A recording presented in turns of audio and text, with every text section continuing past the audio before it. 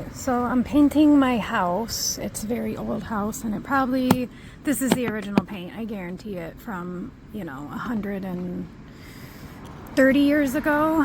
So, just to show you, this stuff is really super hard.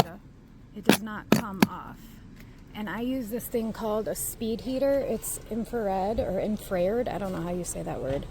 So it heats to about maybe 400 or so degrees. It doesn't get like super hot like the heat gun there. But anywho, so I use this thing, and it's, you saw I can't scrape this off. It doesn't scrape. I mean, if it's super loose, like some of it will chip off, but what's on there, that doesn't come off. And the only way to do it is heat. It won't sand off.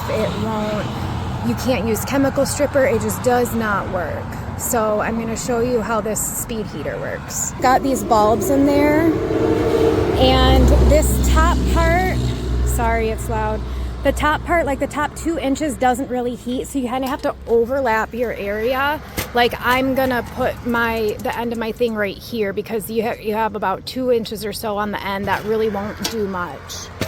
And in all reality, you probably have to hold it for about close to a minute when the weather's warm. If it's windy or cold out, it takes longer, and if it's windy, don't even bother, because it's not going to work very good.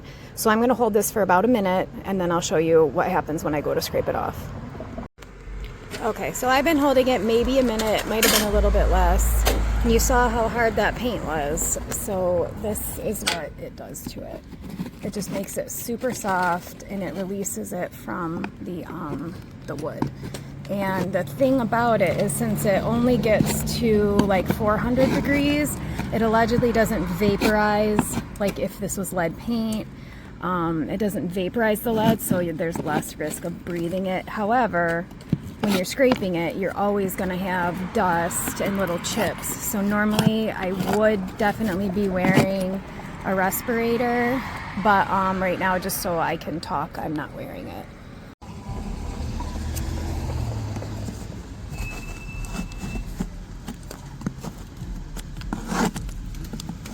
So that comes off super easy. And again, so it's time consuming, but it is a really good tool, and it works really good. Okay, one thing I'll point out is you can kind of see the difference how thick this paint is and how thin this paint is. This does not work on thin paint for whatever reason, and I think it's just because the paint is too thin of a layer to really absorb a lot of heat to be able to melt off. It doesn't take this paint off. So my process, after I get all the hard, thick stuff scraped, I come in and sand with 60 grit until it's just bare, nice, bright cedar. Then I scrub it with a super concentrated solution of TSP and water, and I come in with a really coarse scrub pad and just scrub it all down, and that gets about 90% of this stuff off of there. Okay guys, so this is an unpopular opinion, and I understand that not everybody has the time or the physical ability or the financial resources to pay somebody, if you can't do it yourself. But I'm going to tell you why scraping and sanding on a house painting project like this is a huge waste of time. Because, okay, so what they do, if you hire somebody, they're going to scrape in all 4 directions, which is up, down, side to side. Okay, and I've just done that, and I'm probably doing a lot better job than they would, because they're going to come in with a pole scraper and just do 1 pass in each direction. So this is what you're left with quote unquote professional 4 direction scraping. They're going to come in and sand this. I'm here to tell you from experience, this will not sand down. You might be able to feather the edges ever so slightly on some of these thick chunks, but you're going to basically be left with 75% of this stuff on your wood. And then they're just going to paint over it, and you're going to see every little line, every little edge, every little chunk, every little crack. Then what happens is, putting paint over top of this is not going to keep this paint adhered to this wood. The paint separates from the substrate from behind. So it's still going to separate from the wood whenever that bond fails. and then that's going to take your new paint with you, and within a couple years you're going to have major paint failure. So I just did my 4-direction scraping, and this is on here very good. I cannot get this off.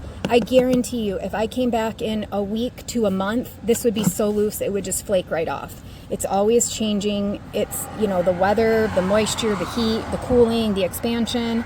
This is old ass wood, and it's going to move, and it's going to shed this paint. So if you just paint over that, good luck. See you in a year. I'm very confident with my process that I'll get 20 years out of this paint job.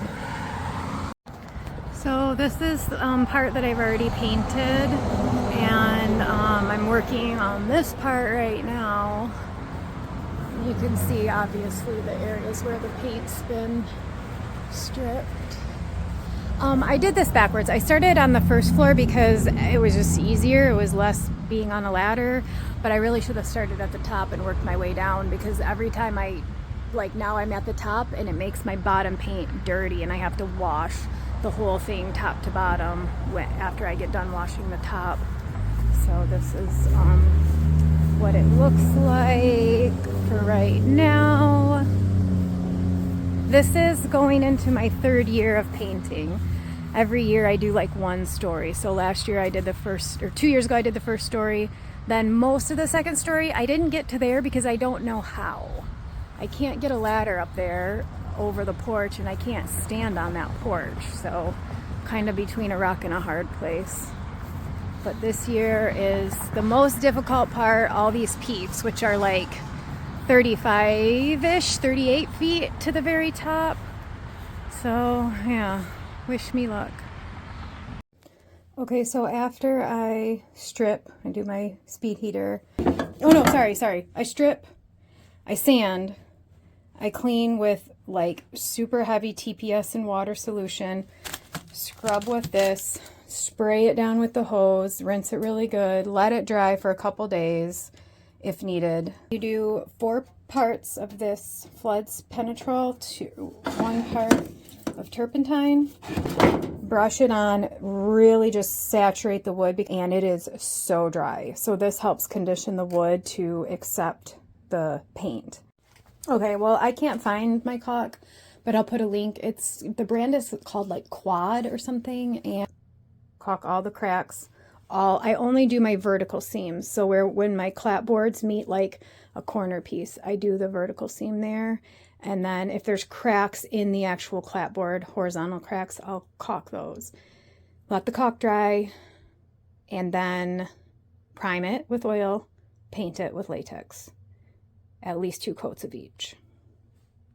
This is the gold standard. The Sherwin-Williams exterior oil-based primer, Sherwin-Williams Emerald exterior acrylic paint. And this is really expensive. Like when I bought this is probably 2 years ago I bought it. It was pushing like $100 a gallon, 97 or something. But they oftentimes, usually once a summer, they have 30 to 40% off. So now you're down to $60 a gallon, and that's really not that much more than like your crappy Home Depot paint. And it's really, truly a much better product.